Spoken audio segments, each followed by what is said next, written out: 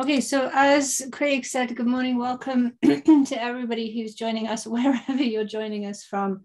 We have Alberta's weather in the chat already. As Craig said, feel free, use the chat. If you have a particular question, we have an absolute expert in the room with us today. Please do use that Q&A so that Craig can pick up those questions. Excuse me. For those of you who are here for the first time, welcome. If you're returning, you know that this is an important part of Friday mornings when we get together, and that is our moment for recognition and acknowledgement. And I've shifted from one of SAIT's usual scenes this morning. This, for those of you who don't live in Calgary, is on our Memorial Drive near downtown, known as the Field of Crosses. And everybody will be aware that this time of year, as with most of the year, all of the year, is about remembrance.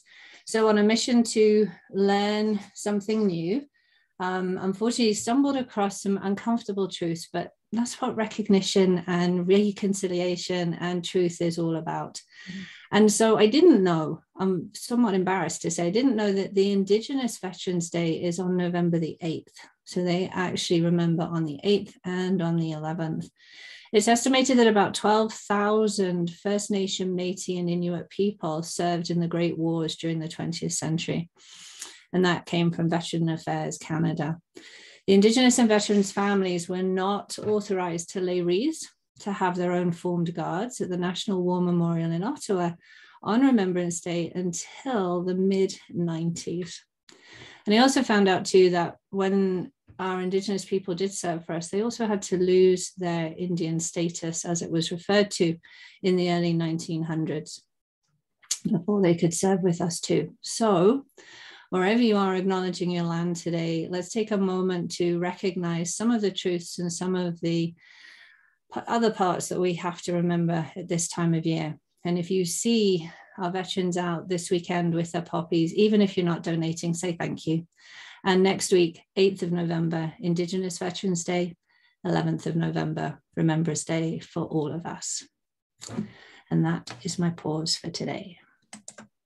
Thank you, Jenny. Just a couple comments, and yes, a couple comments in the chat here. Well done. Great info on the Indigenous Veterans Day, and a great shout out to all of our veterans. My grandfather was one, and always very proud of his service. But moving on, we have a guest joining us today, and back to you for an introduction. We did, and I wanted to steal the excitement. So it's my pleasure to introduce Tamara Shepherd. And Tamara's been with SAIT. So you're going to fill me in on number of years. How many years have you been here? At least 10. Yes, I was going to say we've hung out a lot together. Yes. So Tamara has been in the halls of Heritage Hall and on screen with us for just about as long as I have too. She's also an author of 2 books, one to do with the topic that we're talking about today, and one is a children's book with a second one in the works. So keep an eye out for those. And in terms of conversations, the depth and the spread is vast that Tamara covers. So anywhere in emotional intelligence, anything to do with communication. We used to call it generations. Now we just talk about being better together, influence, Lumina, for those of you who've stumbled across Lumina with Tamara and myself, lots of exciting topics and conversations. But today, our focus is on writing, because you've heard Craig and I say numerous times, have the conversation. Sometimes the conversation can't be face-to-face, and we have to resort to those words. So Tamara, thank you for joining us this morning. Welcome. Awesome. And to everyone else, welcome. Craig, the question is all yours. Perfect. I'm excited about this one. This is interesting. I remember when we first started talking about this topic of writing, I was thinking we're going to talk about writing. Fair. Okay. But we know that it is the vast majority of what a lot of us do every day. So we would love to hear from you, as usual, to kick things off. When we think, and we're going to narrow in on emails to start with this morning. We may branch off from there depending on where you take us. But your pet peeves around emails. What drives you nuts? What do you hate? What's the problem with emails in your mind? What could make them better? Where do you struggle with them?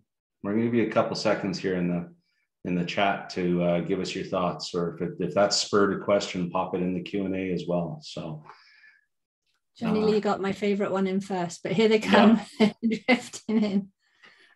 All quickly followed by Tanya's. Yes.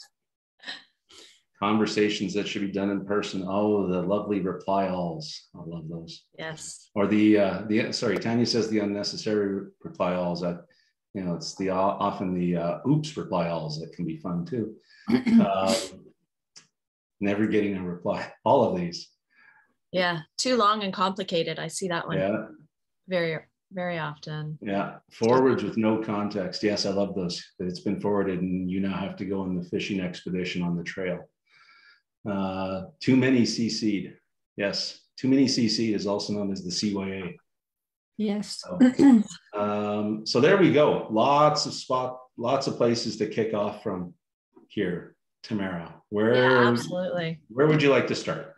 Well, I love starting with this question. And when I am in a classroom or when I'm running this session through our applied management program called Business Writing for Results, we start off with this simple ask: what are your pet peeves? What do you want to dig into today? And most of what I'm seeing pop up in our chat is exactly the same sentiments that are shared when we are live and in person in class. Without fail, the answers that we get are, I get too many emails. And that is not far from the truth. The average office worker today will get about 120 emails in their inbox. That is a massive number and we're drowning. So how do we fix this inundation of our inbox? So we'll talk a little bit about that. The next pet peeve that I get is they're too long, they're too boring, I lose interest. And that's a result, I think, of our short detention spans, the fact that we are distracted and we want fast and quick and crisp and not long and dry and boring. So we need to respond to the needs of our readers. So exactly what you're saying, I get CC'd on too many emails, too long. It could have been clearer in a phone call. Too much text, break it down. I love that one. Long-winded essays, no spacing, too long. So as I'm reading through these, it's exactly what we're going to be talking about.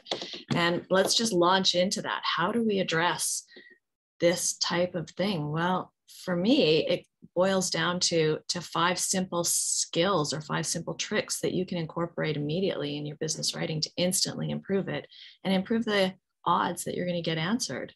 And what we call that in our business writing for results class is the 5 C's, or the 5 core skills that you can use. Now, don't catch me on this one. Not all of them start with a C, but 4 out of the 5 do. Should we go through what they are? Sure, let's do that. And folks, we will come back. Don't worry about writing them all down as we go through. We will come back to them. Yeah. The first one that we talk about is writing clearly.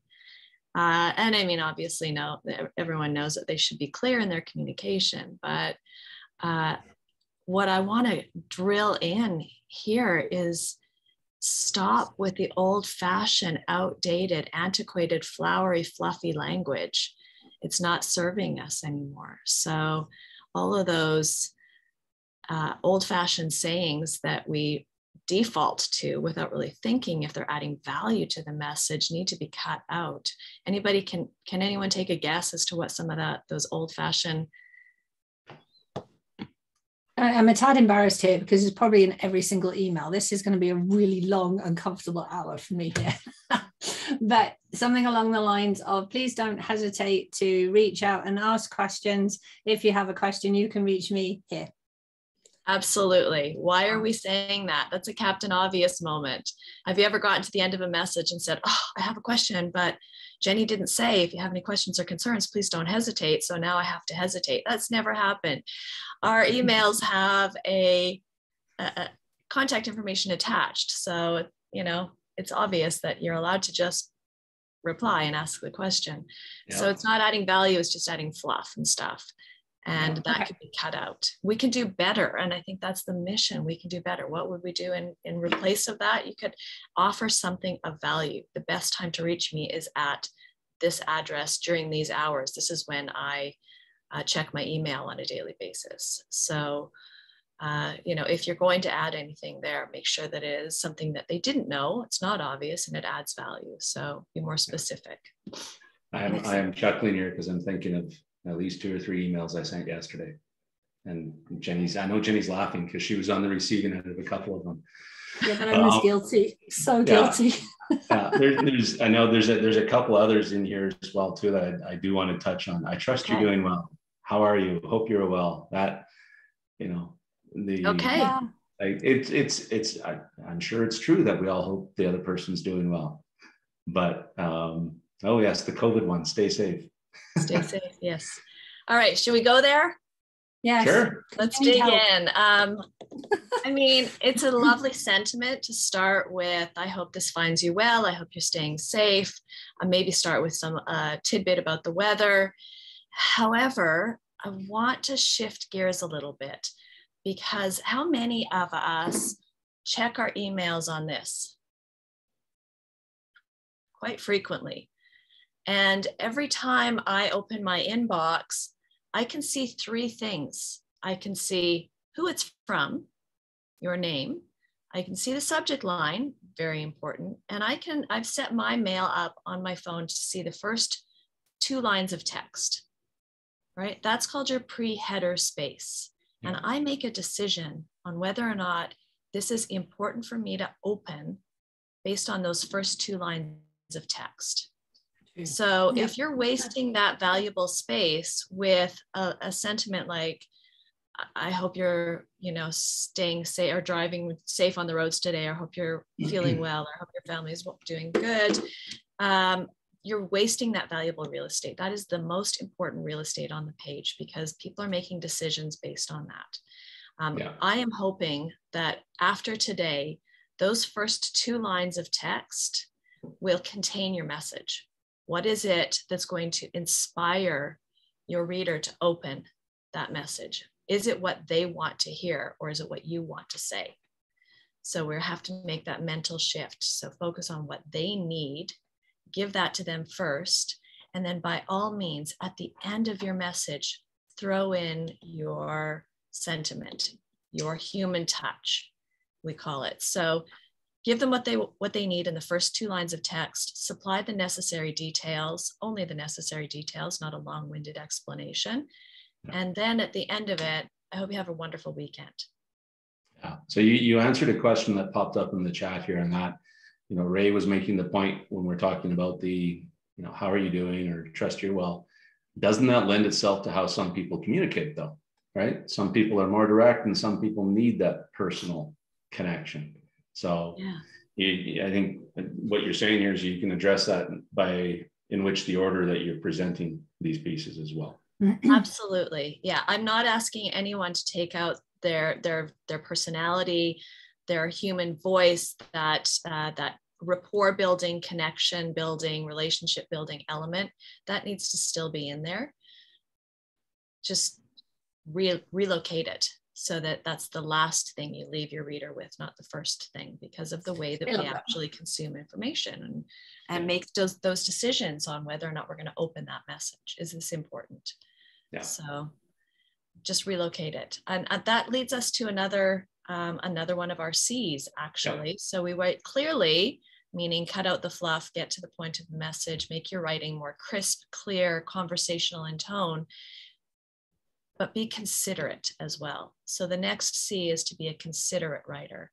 And that's showing respect and, you know, protecting your reader's ego and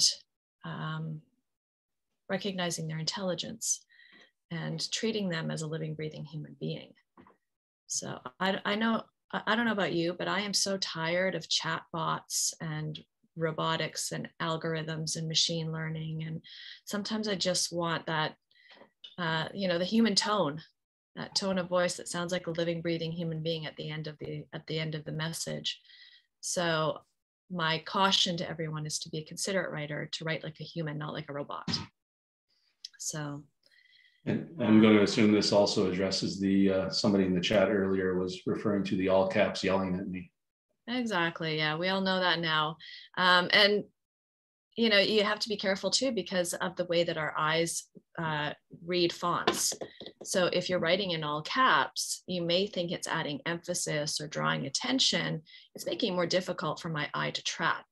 So fonts are designed so that our eyes can actually easily flow over the text and make it easy for us to read.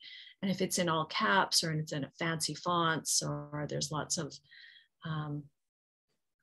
added punctuation, it actually creates a more of a challenge for us to consume that information. So don't all caps me. There is a question that's come in, and maybe it fits in with what we've got coming ahead, but I just want to put it out here so we can think about it. And this is a really good question, looking at cultural differences. So, you know, is there any difference in different cultures in the way communication takes place? And I'm going to amend this with, I think, in our emails, in our writing of emails, as specifically as we think about that. What an awesome question. Thank you for bringing that one up. And that lends itself to being a considerate writer. And one of the things that I like to encourage all of us to do is to pay careful attention to what your writers are sending to you. So just like we would in any communication, we want to pick up on what they're putting down. We want to build relationship and rapport by matching some style and mirroring them a little bit. And we do that subconsciously when we are in concert with one another, when we're in communication with one another. We pick up on some of their tone, their pace, their volume, their pitch, their body language, and we adapt to be more like them. The same rules apply with intention when we are writing. We can build rapport and build relationship with people whom we will never see face to face. We have a working relationship with them, and it's going to be remote forever. They live in a different country across the world. How do we pick up on some of the clues? Well, we pay careful attention to the language that they use, the formality, the tone, maybe some of the salutations or greetings that they're using, spellings of names, and we give that back to them. So rapport means to return. So we give back what they send to us. We can do that strategically and intentionally without mimicking or mocking, because we want to build relationship. We want to build rapport. So pick up on that. I think that name piece is really important as well. Like it takes 2 seconds to check how somebody spells their name on their signature, even if they haven't written their name, which is probably a whole different thing as well. And I mean, my name's not difficult, but I often get Jenny with a Y returned to me. And that simply says to me, you haven't paid attention or you don't care, before I've even got into the message there as well. So I think that's a really important piece in that. There's a respect part in there too. If you're emailing somebody back and you're addressing them, take the moment just to check you've got their name correct in there as well. Absolutely. Yeah. You know, and we're hastily dashing messages off. We're being somewhat presumptuous, I think, when we assume that the spelling or gender attached to a name. So a considerate writer also does that. They slow down, they make sure that they are spelling the name correctly, and we're not making any presumptions. So yeah, I'm really glad that you brought that up. And it reminds me of Dale Carnegie, How to Win Friends and Influence People. Absolutely. And, you know, one of the premises of that book, I think that we could all lean on, was there's no sweeter sound to anyone in any language than the sound of their own name. And we tend to notice when people misspell or mispronounce our names. So, you know, it's just a sign of respect and consideration. Yeah. So it's this has been very triggering in the chat with the number of folks who are getting their names spelt wrong or last names mixed up.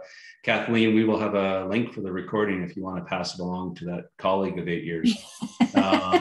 You are incredibly, right? You are incredibly patient. It's very well done. But I think, and I know we got another 3 C's to get to, but something, as I was thinking about this morning too, is that we have come into 140 character and recently a 280 character world.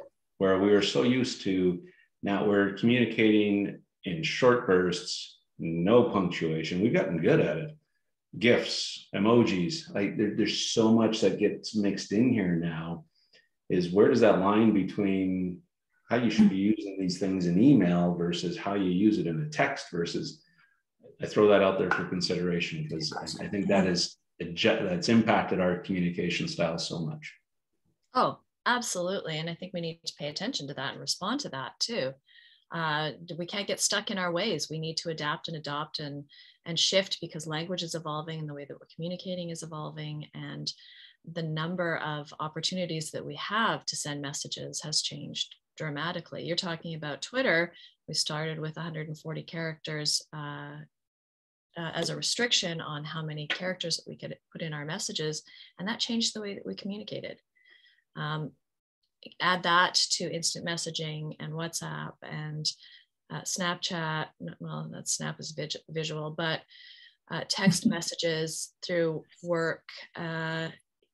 That's all kind of bleeding together, blending together. How do we then still maintain a high level of professionalism and correctness and respond to the needs of our readers, which is, I want it short bursts.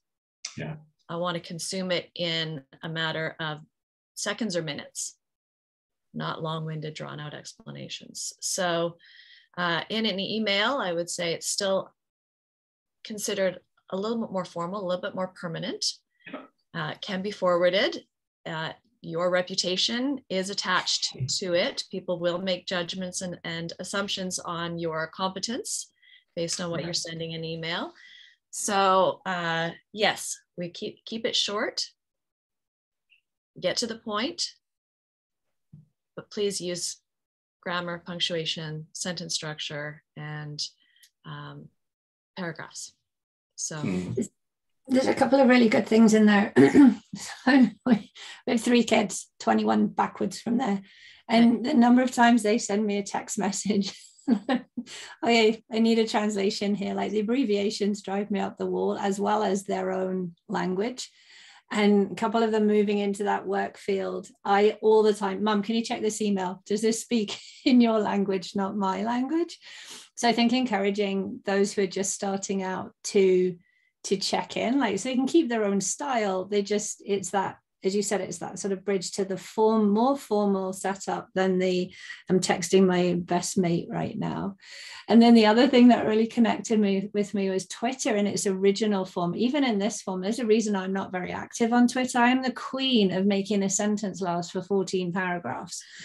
And so back to your 2-line header in the email, that's brilliant. And so that's a really good exercise in clarity. And in fact, maybe my new aim will be to be a bit more active on Twitter, because to get to clarity, you've got to shorten that message. And that's really hard for some of us. So I appreciate those 2 things. I think that's important. Yeah, use only the words necessary to get the job done. Yes. And right. edit ruthlessly. Absolutely. Good question here from Marianne. And I like this because it kind of touched on where we were with emojis and GIFs and so on. Is a smile emoji acceptable in a work email? As a woman, I sometimes feel like I need to add one to be received kindly or gently, but I don't ever see men utilize these. I do. Yeah. I would say as short as 3 years ago, I would have cautioned people against using any emojis in professional email. There was a study that was done that said, if I see a smiley face in your email, I make assumptions about your competence. So that was my caution. And I have to rewind that and backtrack that, because that is completely shifted now. Now there are studies that say that if you add an emoji to your subject line, you are more likely to be opened. Yeah. So the truth of the matter is Unicode standard is the fastest growing language of the 21st century. That is emojis and emoticons. Right. And Unicode standard has approximately 3,300 and growing by the minute accepted emojis in their language. and it is a language, and there are dictionaries associated with the interpretation of each one of those emojis as well. So can you use them judiciously, I would caution.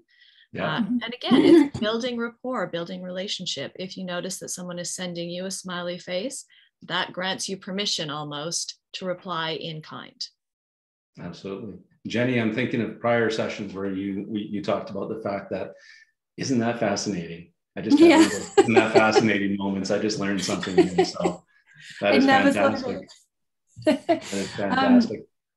Let's talk about subject line too, can we? Or do we need to march into the C's? Because I think that subject line is so important. There's somebody in here who's getting 600 emails a day. Like, seriously, how do you choose which ones to open? And that subject line, I used to refer to it as your shop window, but I'm wondering what the current take on that is, Tamara.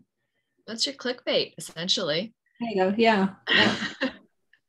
Yeah. So one of the things that I think is my personal pet peeve is when the subject line doesn't relate to the message anymore, when you're just replying, and you've switched topics and the subject line has nothing to do with what's in the body of your message.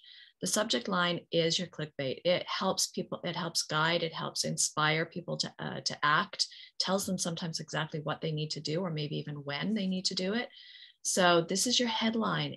Do not waste, again, that valuable real estate. That's what people see when they first glance and make those decisions on whether or not to open it and respond to your email.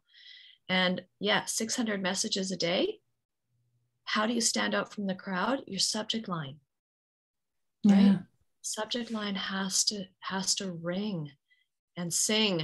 So I think I mentioned earlier before we even went live is that right now most of us will get about 120 messages in our inbox every day, and about 200 million emails are sent around the world every 60 seconds, and that's just growing. It's not going away.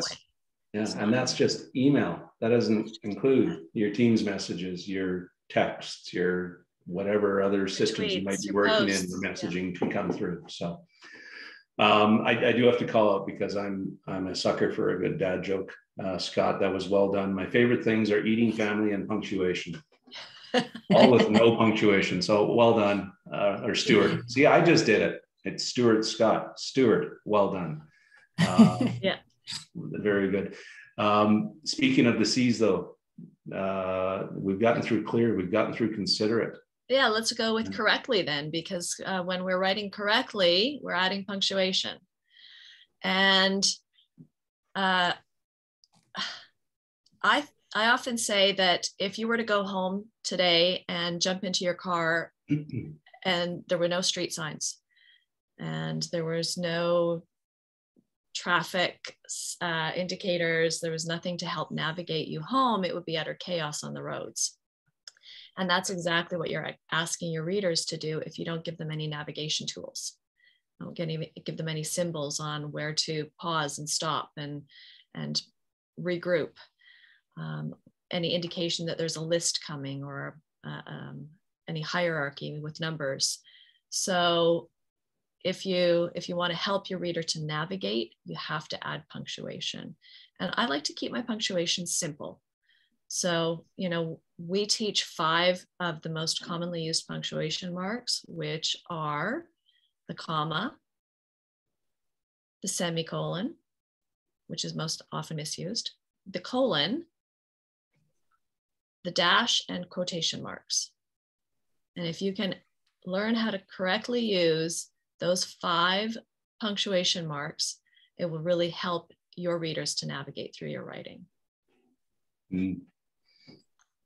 How can you do that? Well, it's pretty simple, actually. You can actually go online, and there's a site called the Blue Book of Grammar and Punctuation that you can play with some unpunctuated sentences and get instant feedback as to whether or not you're adding the correct punctuation. You can use Grammarly. I'm a big fan of Grammarly. I use the free version, and it helps you with punctuation as well. It's a big fan of the Oxford comma. It always wants me to put the Oxford comma in. And so I have just gone by way of the Oxford comma. Anybody with me on that one? That's good. I like that. Yes. And where's the comma go in the list of items? So, so the Oxford comma and double space at the end of a sentence. I've heard that we are supposed to be going to a single space at the end of the sentence to save memory. There is a question here though, because you did mention 5 pieces of punctuation but I'm going to assume, because Christy asked the question, what about the period? I'm assuming it's the 5 in addition to the period. Yeah, I mean, we obviously have to add that one in. That's not one that's a stumbling block for most people, but I do want to caution people in to use that end punctuation period more regularly, because we keep our sentences short. So none of these long drawn out compound sentences. Keep your sentences short and sweet and crisp so that it's easy to consume. Thank you, Jenny, for flagging that. And really good point too, Craig. The standard has changed from a double space after a period to a single space after a period. Going back, to come back to the subject line, there was a couple of questions that came passed on. What about sorry, I just lost it. Is it rude to start the subject line with please action? And parenthetical comment here is, this seems to work for those who regularly ignore my emails. And then the other further on is to Donna's comment, what about please read? Which seems, it's funny that we would have to say that, because it seems redundant in the fact that you've received an email. But so please action, please read. What are our thoughts on these? Well, I like the fact that you've noticed that it is actually working for you, but I don't know if it's going to work for very long. It may work for the first couple of times, and then people feel duped, and they'll probably, again, put it off until later. So when you are having to beg people to open your emails, you have to kind of look back at yourself and say, what am I doing that's inspiring this type of reaction?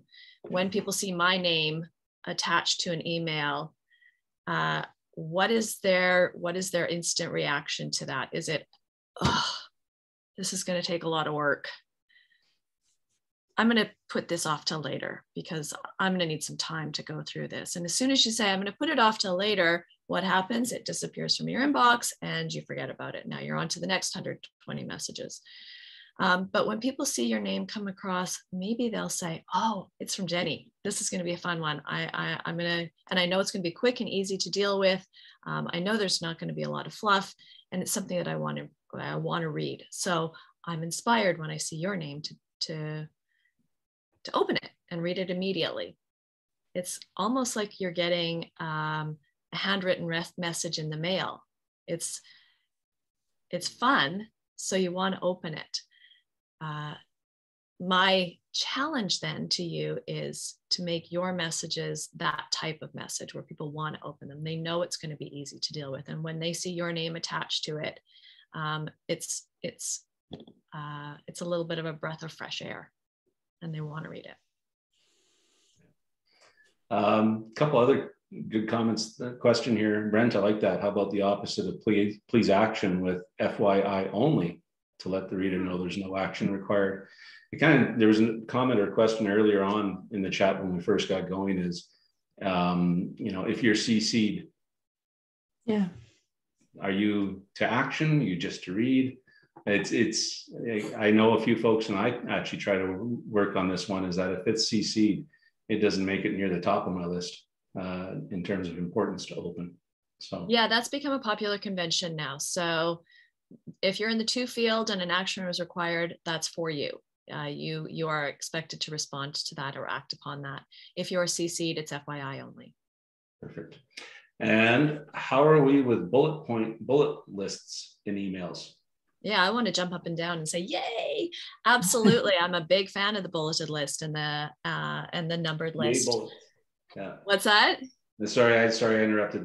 Sinead popped in here. Yay, bullets. Yay, bullets! Absolutely. Why? Because again, we want those short bursts of data, short bursts of information. It's very easy on the eye to have a lot of white space. That text-heavy pages drain us. Yes. And we're reading on small screens and our eyes are fatigued. So if you can break it down into bite-sized pieces, that really helps me to digest the information. Yeah. Okay, I have a punctuation question before we go any further. When you do bullets, do you punctuate the end of the bullet? Absolutely not. So That's the whole point of the bulleted list is to make it clean. So a bulleted list was originally a compound sentence, and the compound sentence was just broken into separate lines. So every time that you would add a new element to that list, you would put a comma and then the next point and a comma and the next point, and then maybe an and, comma, and then the final point with a period at the end.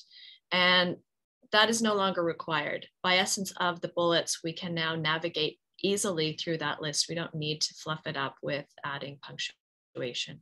Now, forgive me for those of you who work in any legal field or writing contracts, you may be obligated to continue to punctuate, because we definitely want to add that extra layer of protection in terms of navigating through the writing and making sure that there's no miscommunication there. But for most of us in our general emails, keep it clean. Yeah. Start off with a lead sentence. So just as a reminder, though, to start off with a lead sentence, indicate to your reader that you're starting a bulleted list with a colon. That's your introducer. And then make sure that when you are creating any list like that, any series, that it's in parallel structure. So that meaning every single item in your list is going to start with the same grammatical structure. Communicating, training, meeting. Yeah.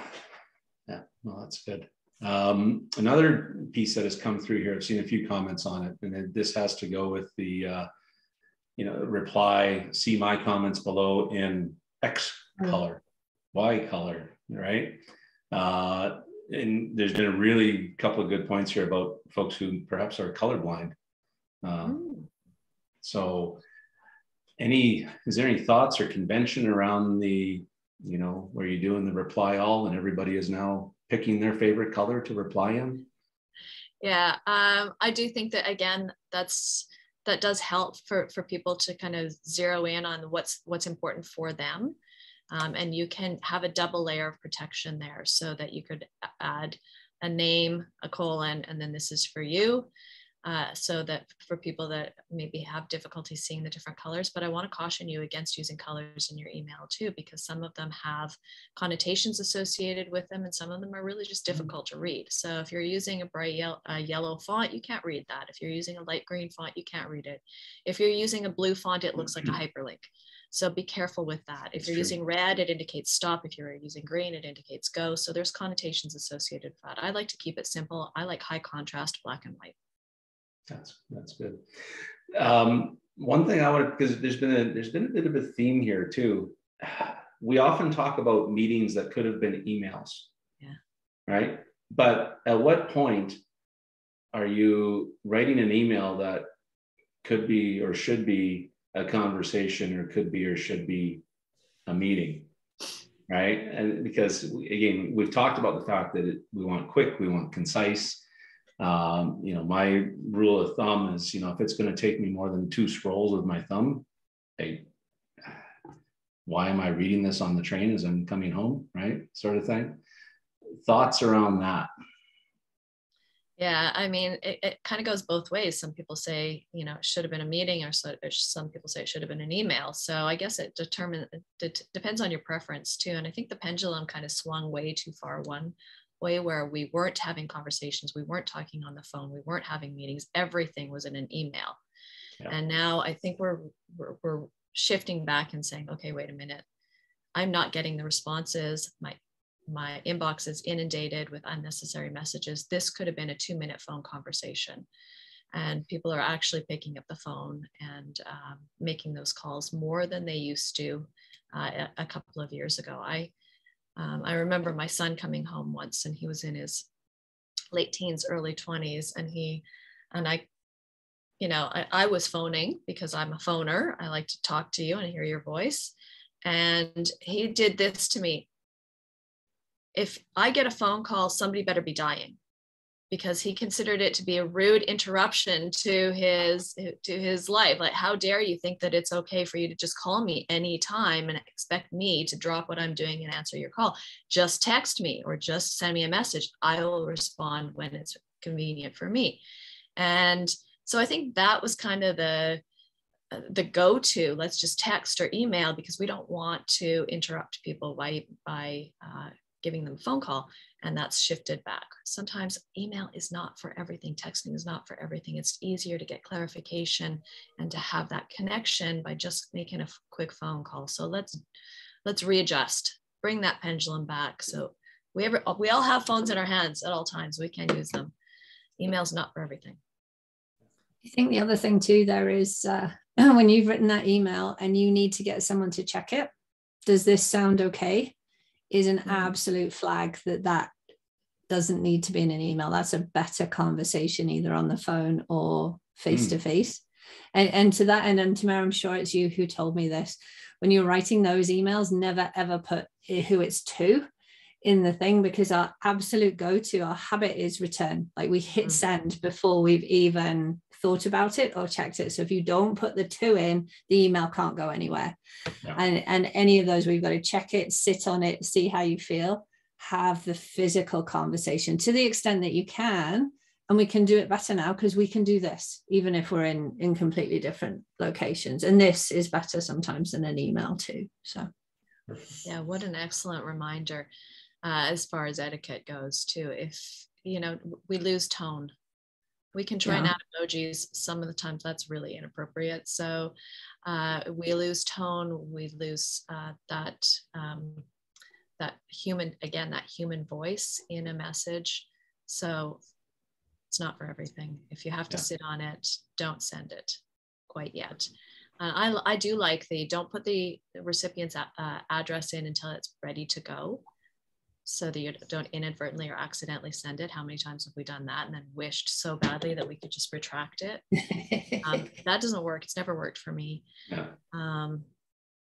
So yeah, you wouldn't say it. Hey, with an eye on time, it's suddenly 8:44 and I know we've got a couple C's left, right? So we hit clear, considerate, correct. Let's hop through the last two really quickly, and then we can kind of swing in. It's basically the recap that we're getting into here, but let's do that. Okay, so the fourth one that I wanted to touch on is writing confidently. And many of you at the very beginning of our session said that the emails that I get are too long, they're too boring. It's a wordy essay. And that's, to me, a sign of a writer who lacks confidence. They just continually keep spinning their web and running in circles. A confident writer does not ramble. A confident writer writes in active voice and uses short sentences, uses bullets. And if you have to write a paragraph, their paragraphs are very short, 3 to 5 sentences maximum. So confident writing is crisp, clear, and to the point. Perfect. Like a CEO. I like that. And then the final C isn't really a C at all, but let's pretend it is. Write quickly. So there's a C in the word. There's a C in the word. Let's just zero in on that. And when I talk about writing quickly, it's quickly meaning you don't have to reinvent the wheel every single time you write. Have a couple of very simple structures that you follow, and then choose your structure based on the psychological impact of your message. What do I mean by that? Well, your messages could either land in a positive or neutral way. It's something that the reader wants to hear. It's welcome news. Or it could have the opposite. It could be psychologically jarring, some unwelcome news, a no, it's going to take longer, it's going to cost more, you're not going to get this, it's going to be late, whatever the unwelcome message is. So you basically have two choices in terms of structuring your message. It could be a welcome message, in which case you get to the point in the first 2 lines, you supply the necessary details, and then you close in a cordial, friendly way, move on. But if it's a bad news message, we know that if we start with the bad news, immediately your reader is going to be formulating their defense. And they're not going to read the rest of your message, right? There's this switch that goes off in their heads. So if you're writing a bad news or unwelcome message, save time by just plugging into this simple structure. It's a 5-part structure. Start off with a neutral cushion statement to prepare your reader for the bad news. This is the most important part. Give context. Why? Lead up with context or reason for the third part, which is the no or the bad news. If there's a real and viable alternative available, then you would add that in fourth. And then finally, you close in a, again, a cordial and relationship building way, but not a patronizing way. So it has to suit the message, the tone of the message. You wouldn't end a bad news message with, have an awesome weekend, smiley face, right? Exactly. I was going to say, it goes back to our earlier comment about shifting your positive, hope this finds you well to the end. So probably not a good way to close that. So you can save time. Like I said, just save time by having these simple structures in your mind every time you sit down to write. Okay, good news or bad news, pop. Excellent. Perfect. This has been great. And it's flown past. I'll be honest, when we started talking about writing, I thought, how are we going to do this? And it's been fantastic. I definitely have a couple things to think of, but Jenny, maybe we should move on to the wrap up here. And Tamara, thank you. I know Jenny will get the slides going, and we'll let you speak to them as we go through. But and Dawn, I saw your question. We'll get your question answered in the follow up, Dawn. Okay, yeah, fantastic. So we're finishing off. I love the way that you structure this, Jenny and Craig, with one big idea. And I just want to reinforce this idea of location, location, location. Remember that the first 2 lines of your message are your most valuable real estate. Please don't waste that valuable real estate. That is what your readers will look at and make that decision as to whether or not they're going to open and act on that. Your name. So when they see you popping into their message box, they're going to go, yes, this is going to be quick and easy to deal with. I'm going to open that. Your subject line, that's your clickbait, get them to open it. And the first 2 lines of the message are what they see in their pre-header space before they ever even open it. So use that valuable real estate. That's my big idea for the day. Love it. And then we were talking about 2 strategies that you can incorporate immediately. Write clearly. So this is the combination of writing clearly and considerately. Remember, don't write like a robot. Take out some of those old-fashioned, antiquated, not adding value statements. As per your request, please find it enclosed herewith. That's just not helping us. Or at the end of your message, finishing off with, if you have any further questions or concerns, please do not hesitate to contact me. I mean, that just sounds like you didn't do your job. So remember that there's a living, breathing human being on the receiving end of this. Oftentimes we're sitting in our offices, in our homes, we're by ourselves, we're behind a screen, it's a barrier, and we tend to just jot off messages without really thinking about the receiver. And the stresses that they may be having, or the number of messages that are there in their inbox. It's such a breath of fresh air to get a message that sounds like it's from another person that gets it. Don't write like a robot. That's my strategy number 1. And then my strategy number 2 is, remember, it's not all about you. So when you are crafting a message, you are producing a product, and your product has an end user. Is your product fit for purpose? Is it all about them, not all about you? So often when we write, it's about what we want to say, and we're not thinking about what they need to know and in order of importance to them. So spend some time crafting your product for your end user. Make it all about them, not all about you. I hope that makes sense to you guys. It does, yeah. Yeah, craft and organize your message for them. Yeah, I really appreciate that. I think that we get wrapped up in our own busyness and needs and wants way too often and forget the person on the other side. Know your audience and make it about them. Yeah, and well, Tamara, it's the level of customer service, really. Yeah.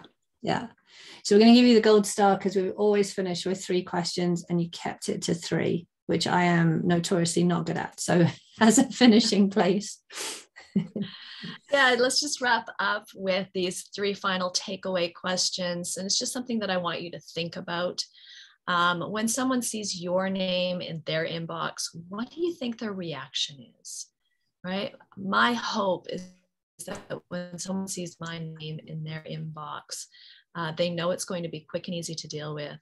They know that there's going to be a bit of maybe humor, add a smile to their day, and add value to their work life, and want to open it and act on it. So number 2, the second question is a challenge to you. Which of the 5 C skills do you want to try today? So these, again, are things that you can instantly do to improve your business writing, to get your messages read and reacted to or acted upon.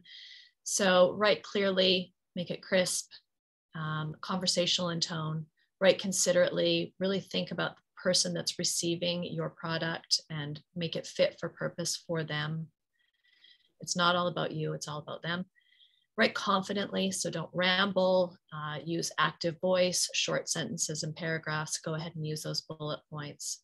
Write quickly, so think about the psychological impact of your message and then just plug into one of those 2 structures, a good news message or a bad news message. And then finally, use your punctuation to help your readers navigate through your writing.